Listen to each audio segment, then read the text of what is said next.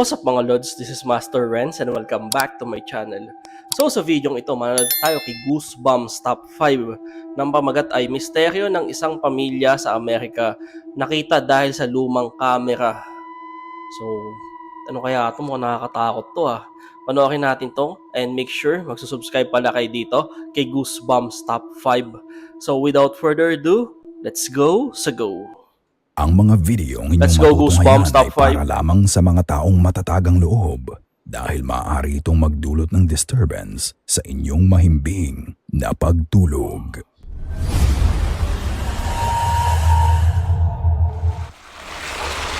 The Empty Bedroom.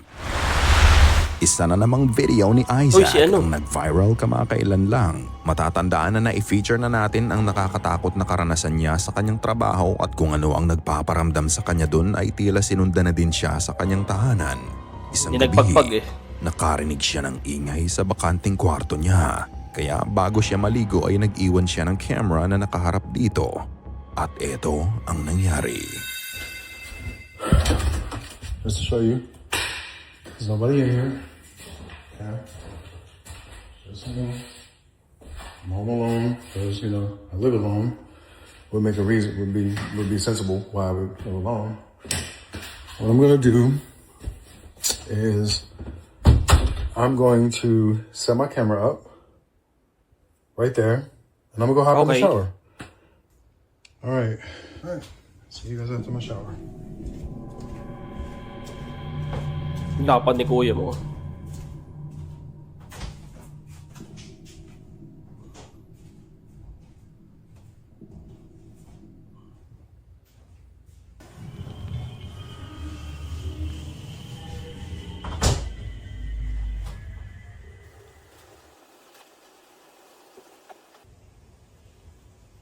Uy!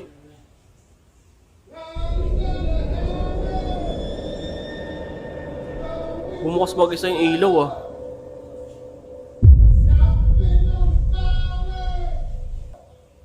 Ay, sak.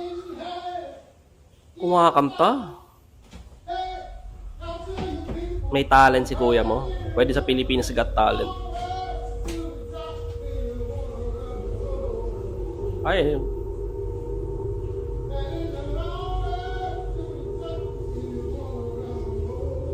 pakanta-kanta ka pa dyan, minumulto ka na. Nabulabog mo.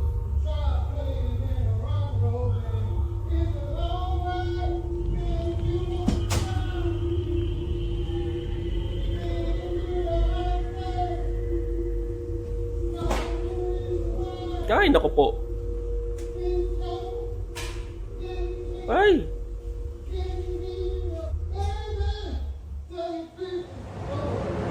Bago niya itinutok ang camera sa kwarto, ipinakita muna niya na walang tao doon at wala ding ibang gamit sa loob nito. Matapos nun ay nagpunta na siya sa kanyang banyo para mag-shower. Habang naliligo siya, katakatakang bigla na lang bumukas ang ilaw sa kwarto. Matapos ang ilang sandali, makikita mo ang nagbubuong anino sa likod ng pinto. Dahan-dahan itong nagmanifest at saka ito naglakad pakaliwa. Matapos nun ay muli na namang namatay ang ilaw at maya-maya pa, bigla na lang bumukas ang pinto ng mag-isa. Maririnig mo pa ang kaluskos at ang click ng lock sa pinto bago ito bumukas ng mag-isa. Ganado pa si Isaac sa kanyang pagkanta, kasabay nun ay unti-unti ding nagsara ang pinto. Muling bumukas ang pinto ng mag-isa at may nagbukas na muli ng ilaw sa loob ng kwarto bago ito muling namatay ng kusa. Ang entity kayang tumakot sa kanya sa ospital ay ang parehong entity na sumunod sa kanya sa bahay niya. Marahil nagsisi ang multo sa ginawa niya, imbes na matahimik ay nabulabog pa mismo ang space na ginagalawan niya dahil sa pagkanta ni Isaac. Pero ano sa tingin si nyo? Kaito doon kumanta Ito lang. ba ay totoo o isang elaborate hoax lamang? Jukebox Machine. Jukebox. Si Toothy ay isang caregiver at siya ay nagtatrabaho sa isang retirement home. Karamihan sa kanyang video ay tungkol lang sa mga ganap sa trabaho niya. Walang tungkol sa paranormal o mga nakakatakot na bagay. Ngunit ang tatlo sa post na pinakita niya ay medyo naiiba. Shinare niya ang nararanasan niya sa retirement home tungkol sa jukebox machine nila dito na bigla na lang umaandar ng mag-isa.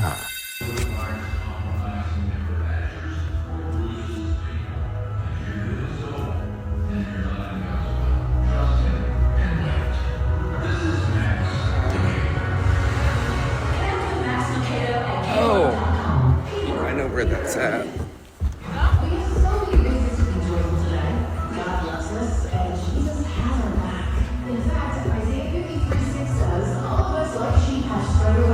We have left God's path to follow our own. The sins of us all. Umaandar nga, oh. Another reason to do the next good thing today, so let's pass on. Ang alam ko sa mga ganitong jukebox, ang alam ko lang para sa akin na maghuhulog ka ng coins sa katuwaan daw, di ba? Ang alam ko pa, maghuhulog ka ng coins or pipili ka muna ng kanta tapos saka ka maghuhulog ng coins. Correct me if I'm wrong, yun ang pagkakaalam ko lang. I'm Alex, and that's your verse of the day on Positive, Encouraging K-Love.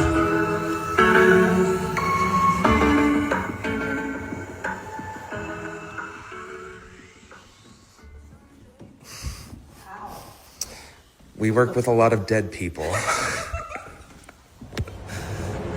Graveyard shift at alas 3 ng madaling araw. Pag-graveyard shift, Umandar ang nakakatakot radio yan. ng mag-isa at nang lapitan niya ang jukebox ay nakatodo ang volume nito. At hindi nga lang isang beses itong nangyari. Dude, no. 'Cause no.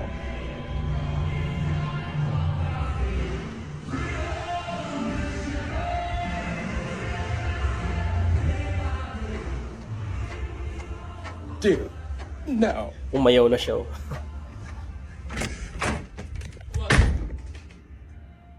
Oh, hell no. It turned on again? You're lying. Nako po, patay ka niyan. Pasama na siya. And someone had to turn the fucking dial all the way the other way for it to be doing this.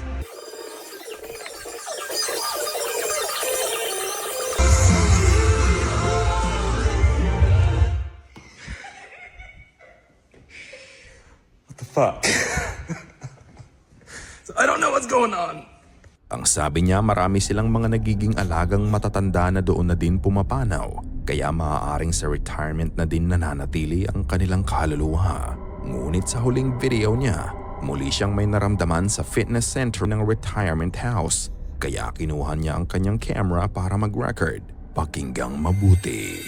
I am hearing shit.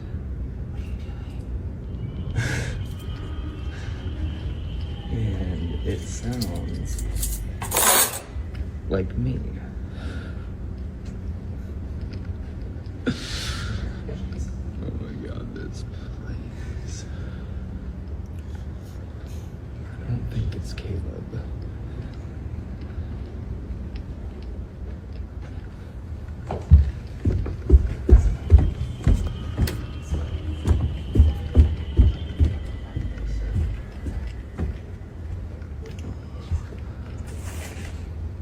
Legit nga to.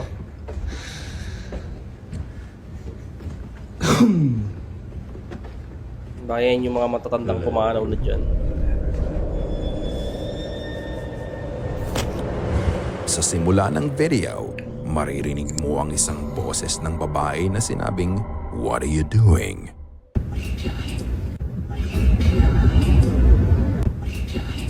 Kahit wala siyang kasama ng oras na yon ay may ibang boses pa rin na rumihistro sa video.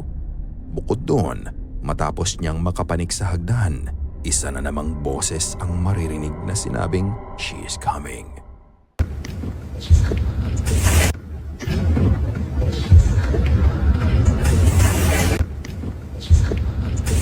Eto ba ay ang boses ng ilang pumanaw na sa retirement home na yon? Kayo na ang magpasya. Creepy nito. Sister's Funeral. Sa videong ito ni Ale Valencia, pinapakita niya ang mga pinagdadaanan ng kapatid niyang si Michelle na lumalaban sa cancer. Pinapakita niya na kahit sa kabila ng hirap na nararanasan ng kapatid niya ay nananatili pa din itong positibo. Pero sa kasamaang palad ay natalo pa din ng kapatid niya sa pakikipaglaban dito Habang ang pamilya ay nagluluksa, isang kakaibang pangyayari ang nabideohan nila.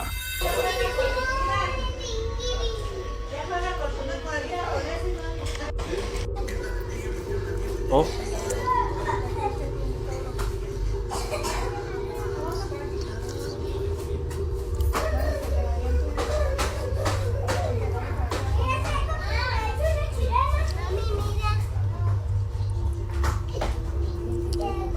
kaya yung kapatid niya, nagpapaalam sa kanya.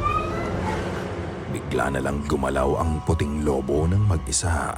Para itong may sariling buhay na pumunta sa kwarto at tinabihan ang lalaki sa kama. Ayon kay Ale, ang lalaki sa kama ay isa pa nilang kapatid na hindi napagpaalaman ni Michelle. Naniniwala sila na ang nangyaring ito ang paraan niya para makapagpaalam sa kanya. Paulit-ulit na lumapit ito sa bata na parang kino-comfort siya nito. Pero ang lahat ng ito ay biglang nagbago nang bigla na lang siyang makaramdam na may kumalabit sa likod niya. Makikita mo ang reaksyon ng bata sa nangyari kaya napatayo na lang ito at napahawak sa likod niya.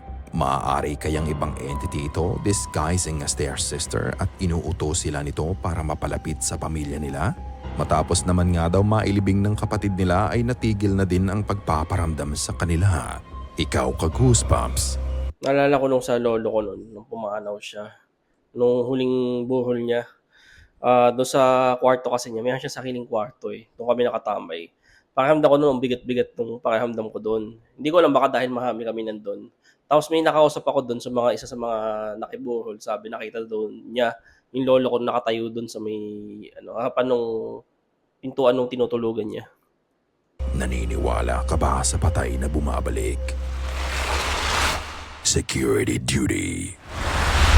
Isang security guard sa Chile ang nagkaroon ng kakaibang karanasan sa pinapasukan niyang trabaho.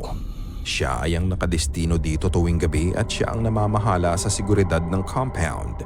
Isang gabi, habang ginagawa niya ang kanyang rounds sa building ay bigla na lang siyang nakarinig ng nakabukas na shower. Kaya kahit natatakot ay pinuntahan niya ang pinanggagalingan ng ingay. Ito ang sumunod na nangyari. No mames, se escucha la puta regadera, güey, del puto baño, güey. No mames. No mames. Necesito que alguien venga, güey. Me estoy cagando de miedo, güey, al chile, güey. Oiga, güey.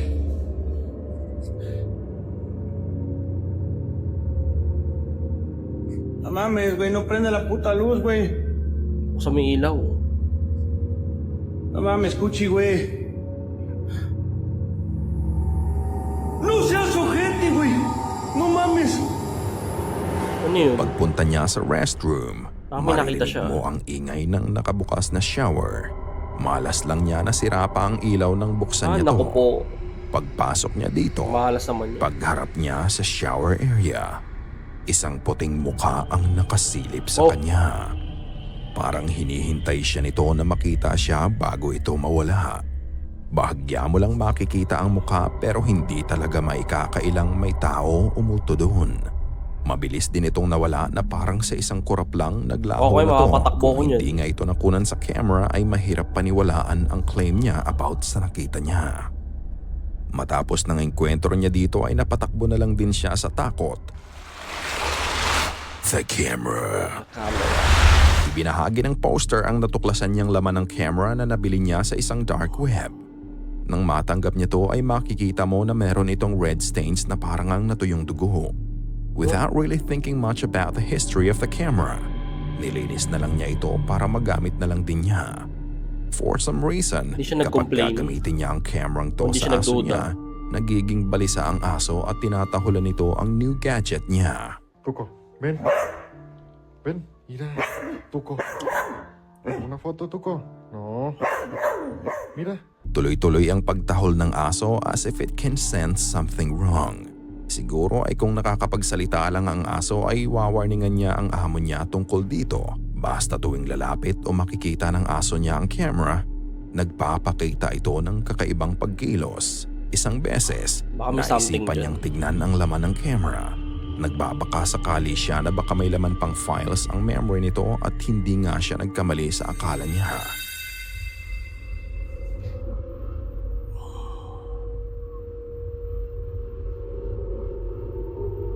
Son fotos de una familia. Oh.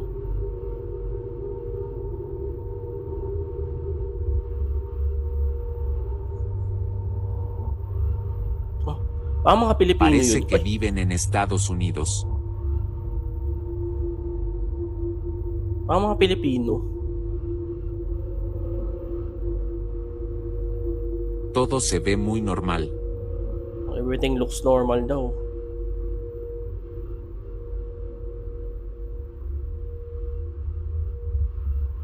Oh. Hoy! Esta foto me sacó un susto. Creepy naman itong picture na to. Nang tignan niya ang laman nito, sa una wala ka namang makikitang kakaiba dito. Ang folder ay puno lang ng mga larawan ng pamilya na nakatira sa Estados Unidos. Mga larawan tuwing may events sa buhay nila o di kaya ay kapag nagsasama-sama ang pamilya. Parang ang mga Pilipino ang nasa larawan. However, sa pinakahuling larawan, isang nakakatakot na mukha ng babae na may maitim na mata ang nakita niya. Nakakapangilabot ang itsura nito. Ngunit pinagpatuloy pa din niya ang pag-uusisa sa camera at isang secret folder ang nakita niya. Parece ser su casa de noche. Oh, Todo está muy desordenado. nanging magulo yan. Es obvio Uy. lo que está regado en el suelo. Wala. Uy. Ano, may nakahandusay dun? Realmente no sé qué opinar. La última foto.